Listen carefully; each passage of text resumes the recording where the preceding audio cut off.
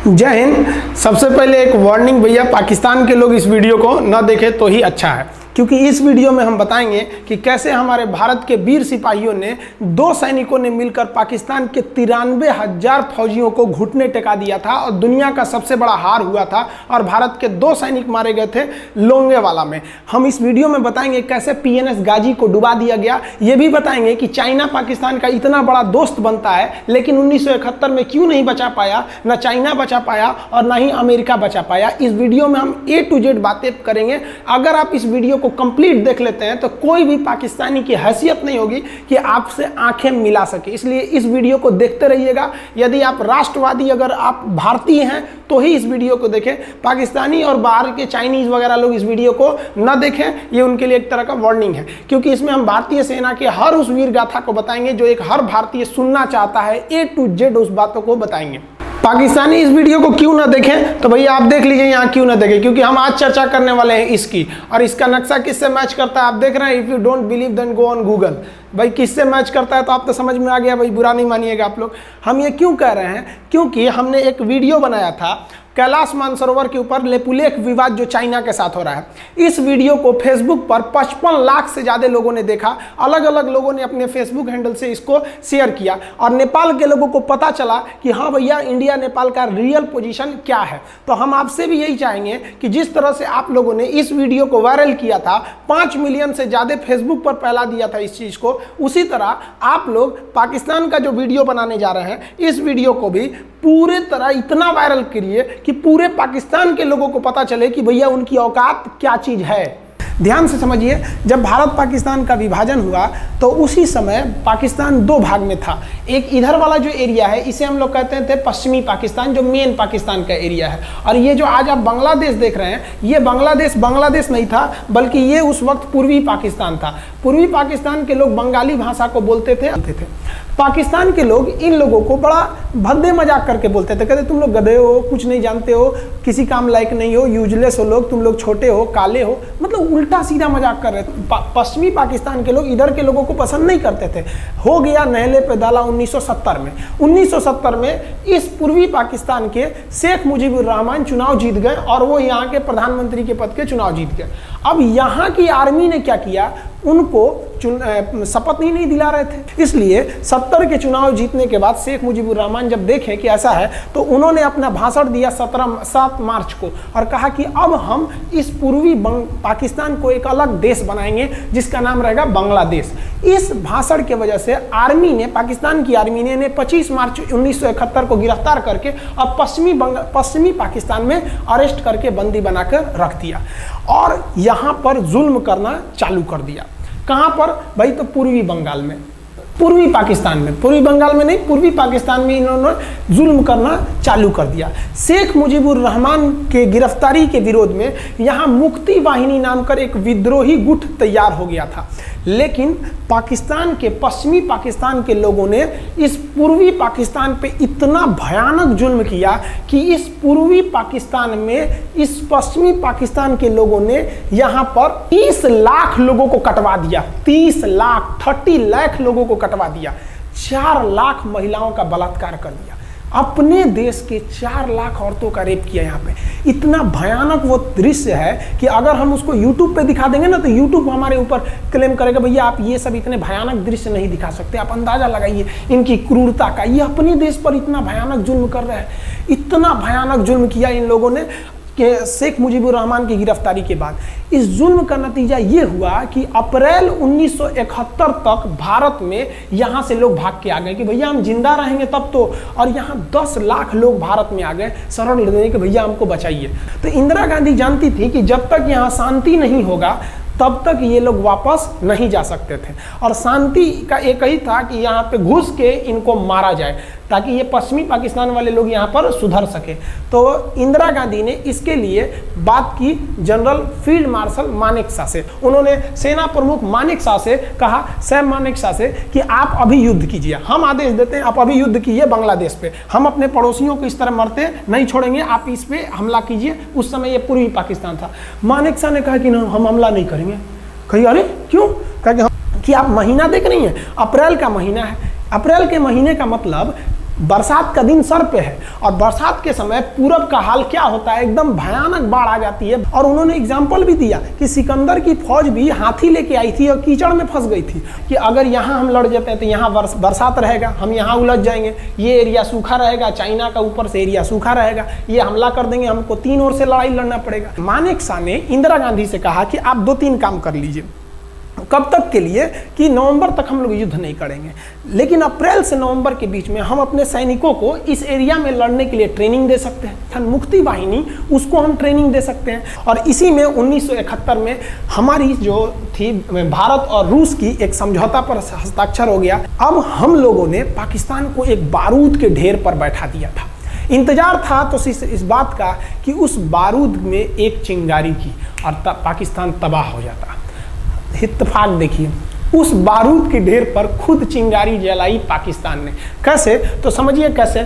हम लोग का था कि इधर हम लोग ऑफेंसिव हो जाएंगे, मतलब इधर भयानक हमलावर हो जाएंगे, और इधर हम लोग डिफेंसिव रहेंगे, मतलब इधर कम हमला करेंगे, ताकि हम लोग का मेन मकसद पाकिस्तान से युद्ध नहीं था।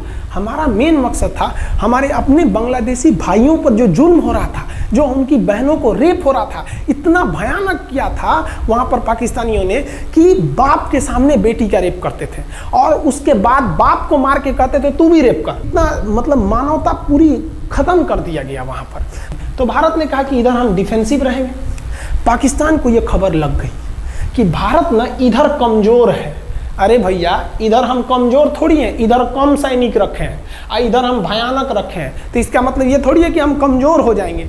भैया कहा जाता है ना कि सोनार के घर का कचड़ा भी बनिया के बादाम से महंगा बिकता है। देखिए, हम लोग ठंडी का इंतजार ही कर रहे थे कि पाकिस्तान ने गलती कर दिया। उसने 3 दिसंबर को अचानक हमला कर दिया श्रीनगर पे, पठानकोट पर, चंडीगढ़ पर, यहाँ पर आगरा हवाई अड्डे पर तबातोड़ हमला कर दिया। एयरफोर्स का इतना भयानक हमला पाकिस्तान का भारत पर हुआ कि भारत देखते रह गया। धड़ धड़ पाकिस्तान की जहाजें एंट्री मार गई सब भारत में, उसकी एयरफोर्स एंट्री कर दी। इतना भयानक हमला था, इतना भयानक कि भारत का एक भी सैनिक नहीं मरा। समझ रहे ना कितना भयानक हमला था। अरे भाई, आप यहाँ पर घुस जाएंगे हमारे देश में तो क्या हो जाएगा भैया, मूस मोटइयन लोढ़ा हुईन, हाथी घोड़ा थोड़े हुईन। भारत तो इसी का इंतजार कर रहा था। देहात में कहावत कहा जाता है कि रोए के रानी तले अखिए खुदा गई। भैया, हम प्लाने कर रहे थे कि हमला करने के लिए कि आप हमारे पे हमला करिए दीजिए। अब विश्व का भी दबाव नहीं आएगा हमारे ऊपर कि भैया हमला तो आपने किया है, अब हम लोग छोड़ेंगे नहीं। भारत एकदम दृढ़ निश्चय कर लिया। इसी बीच पाकिस्तान को एक खतरनाक खबर लग गई। क्या थी खबर भाई?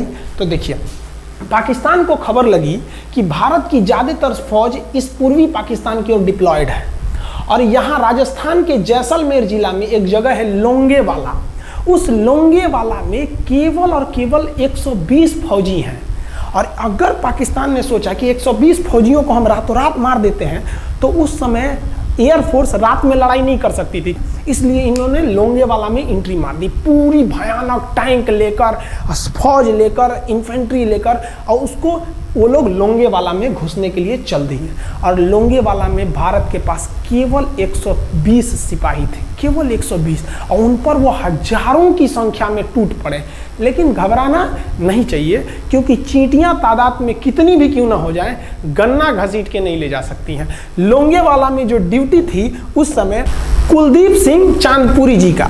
कुलदीप सिंह चांदपुरी सरदार हैं, आप देखे होंगे बॉर्डर मूवी में इनका रोल सनी देओल ने किया है। अब ये कुलदीप सिंह, ये भैया पंजाबी सिख, अब ये लोग 1.25 लाख से नीचे कुछ सोचते ही नहीं है। चिड़िया नू में बाज लड़ावा, गिद्दड़ नू में शेर बनावा, और 1.25 लाख नू एक लड़ावा, तब गोविंद सिंह नाम रखावा। खबर आया कि आपसे जो लड़ने आ रहे हैं ना पाकिस्तान की ओर से, वो ब्रिगेडियर तारिक मीर आ रहा है। उसके पास टैंक है, 2800 फौज है, बहुत ही तेज रफ्तार से आ रहा है। आपके पास केवल 120 जवान है कुलदीप सिंह, आप पीछे हट जाइए, आप पीछे हट जाइए, क्योंकि आपको हम ना, आप बहादुर हैं इसमें नो डाउट, लेकिन आप कैसे लड़िएगा उतनी भयानक फौज के पास से। यहाँ उन्होंने कहा खालसा सिख नहीं हट सकते, हम दिखा देंगे कि हम 120 भी उन पर क्या पड़ेंगे, भारी पड़ेंगे। इनके पास ना ही टैंक को उड़ाने के लिए कोई संसाधन थे, टैंक को मारने के लिए एक जीप पर लगा हुआ छोटा सा तोप था, और इनके पास 3 ठो माइंस लगे थे। माइंस समझते हैं आप लोग? टैंक जो होता है ना, बम, उसको उड़ाने के लिए माइंस लगाए जाते हैं। तो देखिए ध्यान से, ये है माइंस, ये माइंस होते हैं। इस पर अगर टैंक चढ़ता है ना तो टैंक ब्लास्ट कर जाता है। तब इन्होंने दिमाग लगाया, इन्होंने क्या किया, जो खाली रेगिस्तान था ना उसमें ना आगे की ओर 3 ठो ओरिजिनल माइंस को लगा दिया, और जो खाना खाने वाला टिफिन होता है ना 4 खंदे वाला, इसे उस टिफिन को इन लोगों ने रातों रात ना बिछा दिया ऐसे लाइन से। देखिए लाइन से पाकिस्तान की टैंक आई तो शुरुआत में तो भैया ओरिजिनल माइंस था, धड़ाम से लगा, पाकिस्तान की टैंक उड़ गई। पाकिस्तान का एक टैंक उड़ा, फिर दूसरा उड़ा, तीसरा उड़ा, पाकिस्तानी एकदम डर गए सब। ब्रिगेडियर तारिक मीर कहें कि भैया यहाँ तो माइंस लगा के रखा है इन लोगों ने, एक काम करो इंजीनियरों को बुलाओ, पूरा माइंस निकालो। अब ब्रिगेडियर जो हमारे मेजर कुलदीप सिंह थे ये जानते थे कि बाबू अगर हम तुमको रात भर रोक दिए ना तो सुबह हमारी एयरफोर्स आएगी, तुमको जिंदा नहीं छोड़ेगी, इसलिए इन्होंने पूरा टिफिन बिछाया था। इन पाकिस्तानियों ने 6 घंटे लगा दिए उनको निकालने में। इंजीनियर आते थे तो डर के मारे टिफिन निकालते थे, अरे बाप रे बाप, और टिफिन में तो ईंटा पत्थर भर देते थे और डर के ले जाते थे, भागो भागो भागो माइंस है माइंस है। इसको लगाते लगाते इन लोगों ने पूरी रात बिता दी। 3 बज गया, 3 बजे इनको पूरा सन्नाटा दिखा कि भैया ये तो टिफिन है, ये रेगिस्तान में ये तो टिफिन है। अब उन्होंने कहा कि आदेश दिया कि हमला करो, तो कुलदीप सिंह जो थे चांदपुरी, उन्होंने बालू के बीच में ऐसे गड्ढे बना रखे थे और अपने फौजियों को ना 2 किलोमीटर एरिया में बिछा दिया था, एक उधर एक इधर एक इधर, तो चारों ओर से फायरिंग होती थी। पाकिस्तानियों को लगी ना कि भैया हमको गलत इंफॉर्मेशन मिल गया है, 120 गो मिल के ऐसे थोड़े मारेगा सब, सोच रहा उधर से गोली इधर से गोली, धड़ाधड़ बम गोला दारू सब चल रहा है यहाँ पर, इतना भयानक कहीं कोई 120 आदमी मिल के ऐसे मारता है? नहीं भाई, इतना भयानक सुनसान एरिया में कहाँ से कौन मार रहा है, एकदम तबाही मचा दिया। कुलदीप सिंह चांदपुरी ने क्या तबाही मचाया था आप देखना चाहते हैं तो देखिए उन लोगों ने क्या तबाही मचाया था। ये है पाकिस्तान का टैंक, ये धज्जी उड़ गया था टैंक का, थुथुर तूर दिया इसका यहाँ पे। ये देखिए टैंक का, पाकिस्तानी देख रहे हैं कि भैया सब चक्का उक्का फेंका गया। बताइए ये चांदपुरी साहब को ऐसा करना चाहिए? ये कोई वीडियो गेम खेल रहे हैं? मार के धज्जी उड़ा दिया। अरे पाकिस्तान बच्चा है, अपने बच्चा है, बिगड़ गया, आराम से मारिए। ऐसे एकदम धज्जी उड़ा दिए हैं बेचारा सबको। पाकिस्तान के टैंक को धज्जी उड़ा के उस पर भारतीय सैनिक खड़ा होकर फोटो खिंचवा रहा था। फोटो खींच, उस समय सेल्फी नहीं था ना, आगे से फोटो खींचना, फोटो खींच, यहाँ पे आने वाली पीढ़ियों को ये प्रेरणा देगी। बताइए इतना सुंदर गाड़ी लेके आया था पाकिस्तान मारने के लिए, हाँ बेचारा ऐसे मारा जाता है? हाँ अरे ब्रिगेड मेजर साहब आप भी बच्चा है, बच्चा को थोड़ा आराम से मारिए। देखिए इसका थोबड़ा बिगाड़ दिया गाड़ी का, ओहो ऐसे नहीं मारना चाहिए, लेकिन क्या कीजिएगा, बच्चा बिगड़ जाता है तो धोना ही पड़ता है। ये हाल कर दिया रात भर में। सोचिए रात में इतना बुरा मारा, दिन में दिखता तो कुछ डाल रहा, पूरा एकदम भयानक तबाही मचा दिया मेजर कुलदीप सिंह चांदपुरी ने। इनके आगे कौन खड़े थे? ब्रिगेडियर पाकिस्तान के ब्रिगेडियर साहब। ब्रिगेडियर साहब को कहने लगी भैया ये तो बहुत बुरा मार रहा है सब।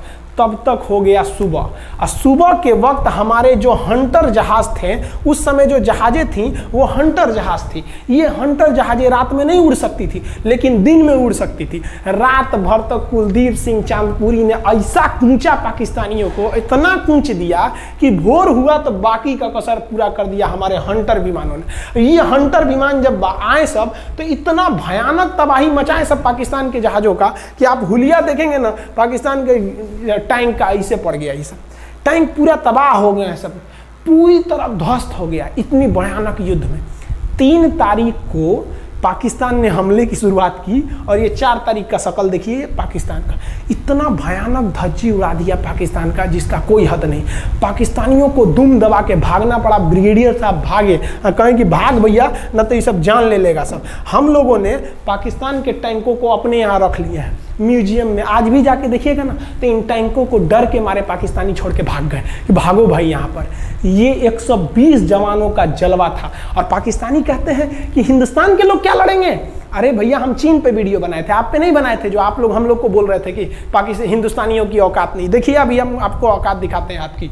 ये आपका टैंक है, आके ले जाइए, हिम्मत है तो लेके जाके दिखाइए यहाँ पर। हाल तो ये हो गया था ना कि हम लोगों ने जो पाकिस्तानियों की जान ली थी ना, डर के मारे वो लाश उठाने नहीं आए थे, लाश को गिद्ध खा गए थे सब। हम लोग बोल रहे थे कि भैया हम गोली नहीं चलाएंगे, लाश लेके चल जाओ। हम नहीं जाएंगे, तुम लोग रेगिस्तान को कब्रिस्तान बना दिए हो। रेगिस्तान को कब्रिस्तान हम लोग हमला करने आए थे, शुरुआत तो तुमने किया था यहाँ पे। तो ये गिद्ध खाए थे सब, सफाई उफाई का काम ये किए थे सब। अब पाकिस्तान हम लोग को धमकी देता है, आज भी वो नहीं सुधरे हैं। आज भी हमने जो चाइना पे वीडियो बनाया था उस पर वो हमको धमकी देता है कि भारत की आर्मी कुछ नहीं कर सकती। अरे भैया आप सोचिएगा भी मत, अभी के समय में तो मत सोचिएगा। जानते हैं क्यों? देख लीजिए इधर अभी कौन बैठा है भारत में, समझ में आ रहा है? आप लोग तो पहले पाकिस्तान वाले लोग इस बात पर रिसर्च कीजिए कि इनमें ज़्यादा खतरनाक कौन है आपके लिए। हमको तो यही ज़्यादा खतरनाक लगते हैं भाई, समझ में आया आप लोग को? तो अभी देखिए ध्यान से, यहाँ पर पाकिस्तान ने जो हार हुई थी लोंगेवाला में, ये हार में पाकिस्तान की तो कमर टूटी और पाकिस्तान का पूरा मनोबल टूट गया कि ससुरा 120 गो मिल के ऐसे कैसे धो दिया सब। बताइए इतना भयानक धो जाता है। तो ये शुरुआत तो इन्होंने किया 3 तारीख को, 4 तारीख को हमने धो दिया। अब बचा नेवी कही कि भैया आर्मी को मौका दिए, एयरफोर्स को मौका दिए। रात में आर्मी धोई, सुबह में एयरफोर्स धोई, हम नहीं धोएंगे क्या? हम भी धोएंगे। नेवी कब पहुंची? 5 दिसंबर 1971 को कराची पहुंच गई। और कराची में जब पहुंची ना तो कराची को तबाह कर दिया। इतना भयानक बम्बार्डमेंट किया कराची पर कि कई दिन तक कराची बंदरगाह पर आग लगा था। और कराची बंदरगाह को तो उन्होंने ऐसा धज्जी उड़ाया जिसे लग रहा था सिंधु सभ्यता बना दिया उनको। तो पाकिस्तान की, पश्चिमी पाकिस्तान का कमर टूट गया। पाकिस्तान वालों ने कहा कि ससुरा सब बोल रहा था सर कि हम इधर डिफेंसिव है, यानी ज़्यादा हमला नहीं करेंगे, ज़्यादा हमला इधर करेंगे। ससुरा इधर कैसे मार रहा होगा सब, अभी इधर भी बताते हैं कैसे मारा सब। ये कराची पहुंच गया। आप देखेंगे क्या हाल किया था सब कराची पे। कराची में जब मारा गया था ना इन पाकिस्तानियों को, तो ये पाकिस्तानी भाग गए थे सब ग्वादर में। ये ग्वादर भाग गए। अभी इनसे ग्वादर भी जाने वाला है, पूरा राज्य चला जाएगा इनसे, बलूचिस्तान। छुप के गए थे लोग ग्वादर बंदरगाह पे। अगर हम झूठ बोल रहे हो तो आप खुद पता कीजिएगा अपने यहाँ के इतिहास में भाई, हिंदुस्तान। ये ग्वादर बंदरगाह पे छुप गए थे सब। आप देखिए कराची का क्या हाल हुआ था उस समय। हमारे एयर नेवी ने क्या हाल किया था। पाकिस्तान का जितना जहाज बस मिल जाए कि भैया ये जहाज किसका है, तो भैया जब पता चले कि भैया ये जहाज पाकिस्तान का है, ये हाल हो जा रहा था जहाज का। यहाँ देख लीजिए इनका पूरा ध्वस्त का। भैया ऐसे मारा जाता है? हाँ, अरे भाई बच्चा को बच्चा की तरह मारना चाहिए। इंडिया की नेवी ने भी हद कर दिया। बताइए इस तरह मारा जाता है? हाँ, यहाँ देख लीजिए पूरा का पूरा धज्जी उड़ा दिया इन लोगों को। अरे भाई बच्चा है, बिगड़ गया है तो थोड़ा सा आराम से न मारिएगा। कि देख रहे हैं इस तरह से मारा पूरा पाकिस्तान के। कराची बंदरगाह उड़ गया। तो पाकिस्तान का तो इधर से तो पूरा का पूरा धज्जी उड़ा दिया। अभी शुरुआत हुई युद्ध के केवल 2 दिन हुए हैं। आप दिल थाम के रखिए, अभी युद्ध लंबा चलने वाला है। 3 दिसंबर को स्टार्ट किए, 4 दिसंबर को हम लोग लोंगेवाला धो दिए, अब 5 दिसंबर को कराची। अब पाकिस्तान ने ना भारतीयों को तबाह करने के लिए भारत का सबसे खतरनाक जहाज था INS विक्रांत। INS विक्रांत को बर्बाद करने के लिए ना इसने यहाँ से भेज दिया INS PNS गाजी को। गाजी एक पनडुब्बी थी, उसको आदेश दिया गया कि जाके मार के आओ। किसको? विक्रांत को। क्योंकि अगर विक्रांत जहाज डूब जाता तो वाकई उस समय हमको युद्ध जीतने में बहुत दिक्कत आ जाती। तो ये गाजी कैसे डूबा, इसको हम लोग एगो खराब जहाज से मार दिए। तो अब इधर समझते हैं कि जब उधर इतना भयानक धोए तो इधर कितना बुरा धोए होंगे, इसको बारे में हम लोग समझते हैं। भारतीय सेना अब पूरब की ओर क्या क्या काम की, इसको ध्यान से समझिए। ये मुक्ति वाहिनी जो थी बांग्लादेश की, वो अंदर ही पाकिस्तानी फौजियों को मार रही थी गली कुची में दौड़ा दौड़ा के। क्योंकि इन पाकिस्तानी फौजियों ने वहां पर रेप किया, मर्डर किया। और इनका साथ दे रही थी इधर से हमारी इंडियन आर्मी और ऊपर से हमारा एयरफोर्स। ये तबाह कर दिए थे, इनको भागने के लिए भी जगह नहीं था। और इसी में इनका सबसे बड़ा सरदर्द बन गया था इंडियन नेवी। क्योंकि इनको जो मदद थी, देखिए ये पूर्वी पाकिस्तान है, इनको मदद जब भी मिलेगी तो इधर से ही मिलेगा। अब बताइए यहाँ से तो कोई जाएगा नहीं, बेवकूफ़ भी नहीं होगा जो इधर से मदद करने जाएगा। रास्ते में ही एयरफोर्स मार के गिरा देती थी, ट्रक वगैरह जाएगा नहीं। तो नेवी से ये इन लोग मदद देते थे। भैया यहाँ पे जो इनके फौजी लड़ रहे थे उनको खाना पीना भी खत्म हो गया था। अब इनको बर्बाद कर दिया भारत। INS विक्रांत। INS विक्रांत उस समय का बहुत बड़ा जहाज था इस साउथ एशिया के देशों का। और यहाँ से उस इतना बड़ा जहाज था कि उसके ऊपर से लड़ाकू जहाजें उड़ती थी। वो एयरफोर्स यहाँ से भी बम मारता था, मिसाइलें मारता था, ऊपर से लड़ाकू जहाजें और हेलीकॉप्टर छोड़ देता था, जो ताकि मुक्ति वाहिनी को कोई दिक्कत ना है। मुक्ति वाहिनी मारती थी और आर्मी पूरी तरह से उसने यहाँ से हमारा विक्रांत ने चटगांव बंदरगाह को तबाह कर दिया। अब बांग्लादेश का देखिएगा वर्तमान में, उस समय तो पूर्वी पाकिस्तान था, ये चटगांव उस समय पाकिस्तानी आर्मी नेवी का एक बहुत बड़ा केंद्र था।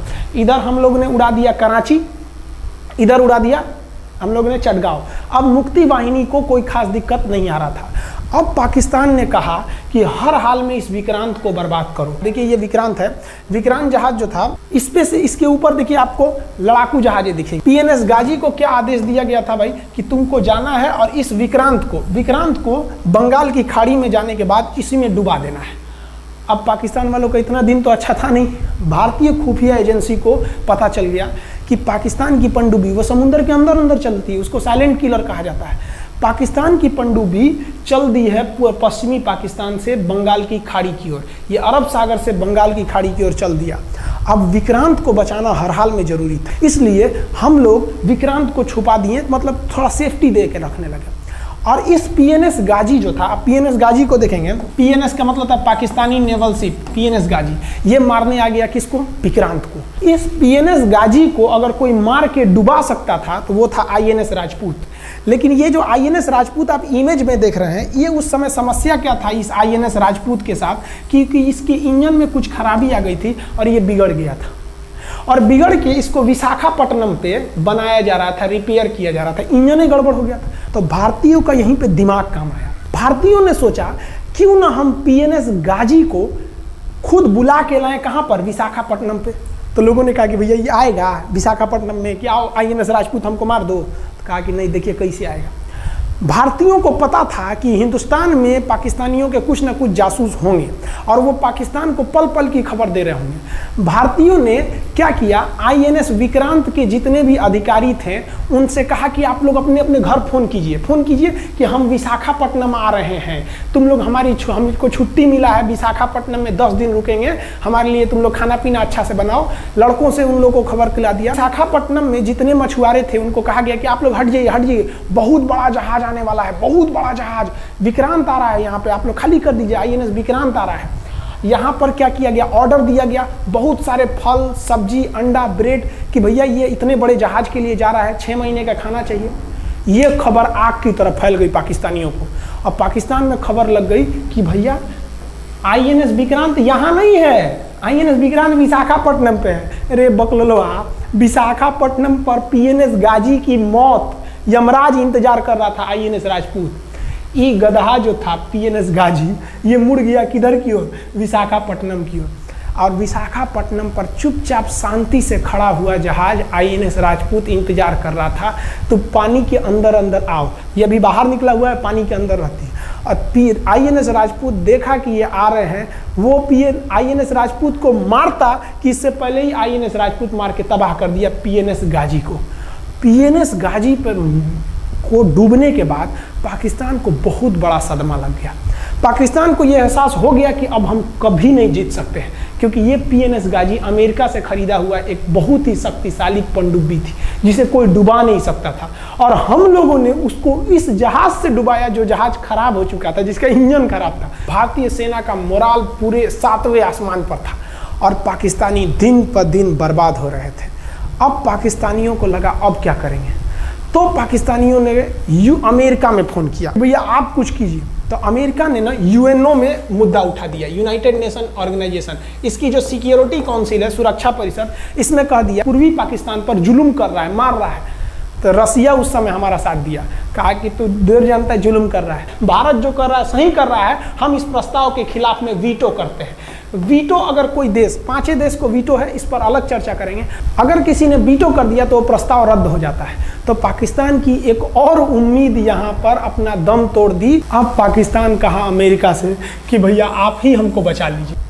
तो अमेरिका ना पाकिस्तान की ओर से भारत पर हमला करने के लिए अपना सबसे खतरनाक जहाज भेज दिया, 7वां बेड़ा। देखेंगे 7वां बेड़ा को, अगर इतना भयानक था 7वां बेड़ा, ये अमेरिका का साथ अकेले चलता ही नहीं था, इतनी पूरी फौज के साथ, नेवी के साथ चलता था। ये किस लिए आया था? विक्रांत को डुबाने के लिए, और इसका साइज विक्रांत से डबल था, इसके आगे विक्रांत नहीं टिक पाता। अब इंदिरा गांधी भी टेंशन में रह गई। ले, तब उस समय इंदिरा गांधी को याद आया कि भैया हमारा एक और तो हम समझौता करके आए हैं, अगर अमेरिका पाकिस्तान का साथ दे सकता है तो रूस से हम भी तो समझौता करके आए हैं। तो भारत ने रूस को कहा कि भैया अमेरिका इतना भयानक 7वां बेड़ा भेज दिया, आप हमारी मदद कीजिए। तो रूस ने कहा है टेंशन क्या लेते हो, देखो हम बोलते हैं। रूस ने परमाणु पनडुब्बी भेज दी और रूस ने अपना 40वां बेड़ा भेज दिया। आप देखेंगे ये रूस का 40वां बेड़ा है, ये अपने भारी भरकम जहाजों के पूरे ग्रुप के साथ चल दिया। कहा कि चल भैया देखते तुमको कौन मारेगा भारत को। और अमेरिका को सीधा कह दिया कि भैया विक्रांत पर अगर आपने हमला किया तो ये हमला हम रूस पर हमला मान लेंगे। यहाँ पर खड़ा था भारत का विक्रांत और उसकी सपोर्ट में खड़ा था रूस का 40वां बेड़ा। और रूस ने यमन से अपनी एयरफोर्स को भी कह दिया था कि भैया तुम भारत की देखभाल करना। तो भारत की सुरक्षा के लिए इतने लोग, और अमेरिका अपना 7वां बेड़ा लेके यहाँ मुंह देख रहा था, और ब्रिटेन ने भी अपने ईगल नाम के बेड़ा को भी भेज दिया था। तो ये 2 लोग हमारे खिलाफ आ गए थे लड़ने के लिए कि अब बताइए, हम लोग बांग्लादेश की भलाई सोच रहे थे, और अमेरिका का 7वां बेड़ा और रूस का ब्रिटेन का ईगल हम लोग के खिलाफ था, और हमारा अपना विक्रांत और रूस की एयरफोर्स और उसकी 40वां बेड़ा हमारे साथ थी। ये पूरी तरह से बाउंड्री बना दिया था 40वां बेड़ा। 40वां बेड़ा का कहना था कि भैया हमारे जहाज पर ऑटोमेटिक मिसाइल लगी है, तुम अगर इधर आओगे तो हम मार देंगे तुमको ऐसे ही। रूस ने अपनी सारी पनडुब्बियों को ऊपर उठा दिया समुद्र के ऊपर, ताकि सैटेलाइट से और दूसरी निगरानी से देखा जा सके, और यही हुआ भी। वो लोग रूस के इतने खतरनाक जहाज़ों के ग्रुप को देखकर घबरा गए, इतना घबरा गए कि ब्रिटेन ने कहा था we are too late. Britain का ईगल बेड़ा अमेरिका के 7वां बेड़ा से कह रहा है कि रे उधर मत जो, बहुत देर हो गया है, वो पहले पहुंच गया है रूस, अब मारेगा वहीं तबाह हो जाओगे यहाँ पे। तो 7वां बेड़ा ने धमकी दिया कि हमारे जहाज में परमाणु बम लदे हुए हैं। तो 40वां बेड़ा ने रिप्लाई किया था कि हम भी जब चले थे ना तो परमाणु बम लादे के चले थे, और गिनती जब कर रहे थे तो हम भी गिनती किए थे 250 हमारे पास भी परमाणु बम था, लेकिन इतना ज़्यादा था कि सोचे कि कौन गिनेगा, बाद में गिनेंगे, आ जाओ देखते हैं किसके पास कितना है।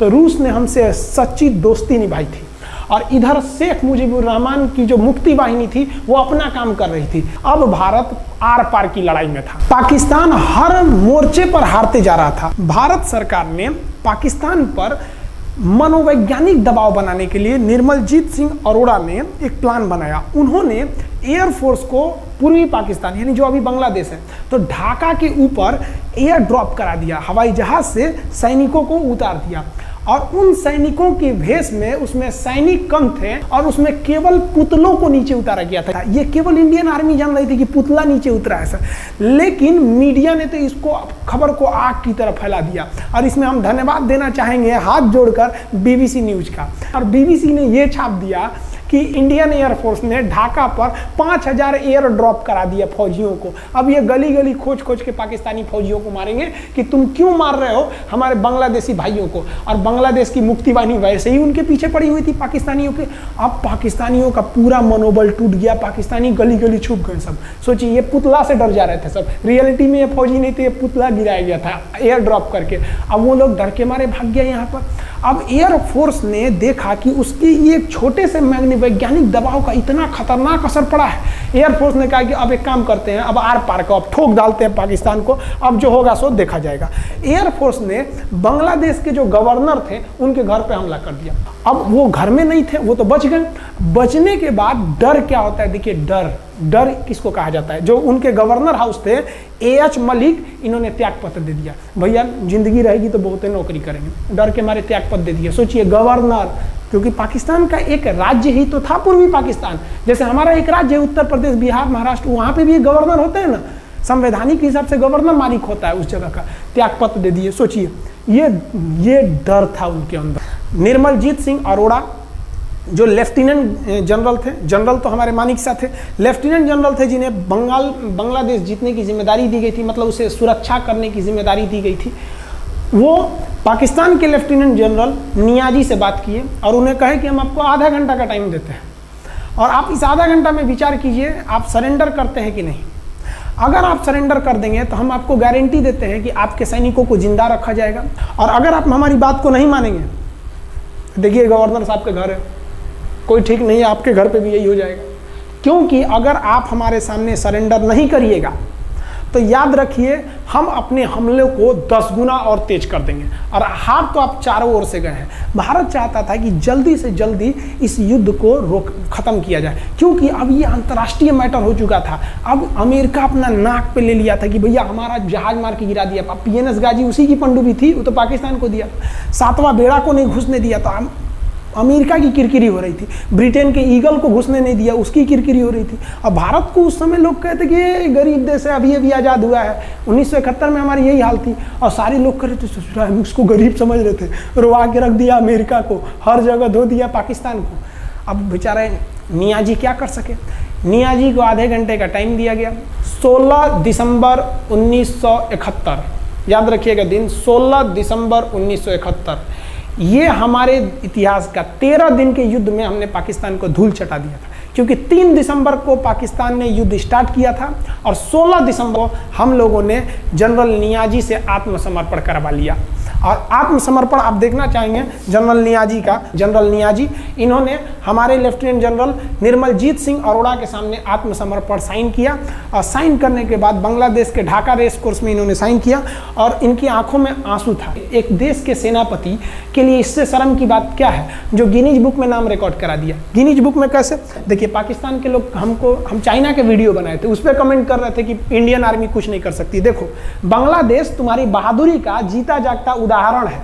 तुम्हारे यहाँ का 93,000 फौज, सोचिए 93,000 सैनिक पूरी दुनिया में आज तक आत्मसमर्पण नहीं किया। ये 93,000 लोगों ने आत्मसमर्पण कर दिया। देख लीजिए, ये अपना बंदूक उतार फेंक दिए, अपने स्टार नोच के उतार दिया कि भैया हम लीजिए आत्मसमर्पण कर रहे हैं, बेल्ट उतार के दे दिया, अब चलिए जहाँ ले जा रहे हैं, जितना लाठी मारना है हमारी, आत्मसमर्पण। ये वही पाकिस्तान है, याद रखिए। आप याद कीजिए, हमारे 120 सैनिकों ने आपको धूल चटा दिया था लोंगेवाला में। केवल 2 सैनिक मरे थे लोंगेवाला में, और पूरी की पूरी आपको भगा दिया था 4 दिसंबर को ही।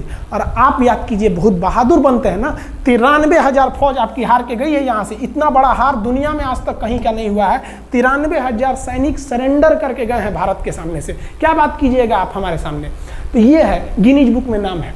ये तो है भैया पाकिस्तान की आर्मी, एक तरह से गिनीज बुक में नाम है ना जी। भले हारने से नाम है तो क्या हुआ, पाकिस्तान के लिए इससे खुशी की बात क्या हो सकती है कि भैया गिनीज बुक के नाम है। अब इन लोगों को जेल में बंद कर दिया गया। बाद में हम लोगों ने इन्हें छोड़ भी दिया था। और इस सरेंडर के बाद बांग्लादेश के जो मुक्ति वाहिनी थी, उसके चेहरे पर यह मुस्कान थी कि बांग्लादेश अब स्वतंत्र हो गया। ढाका इंदिरा गांधी का स्टेटमेंट था, ढाका स्वतंत्र राजधानी है स्वतंत्र बांग्लादेश की।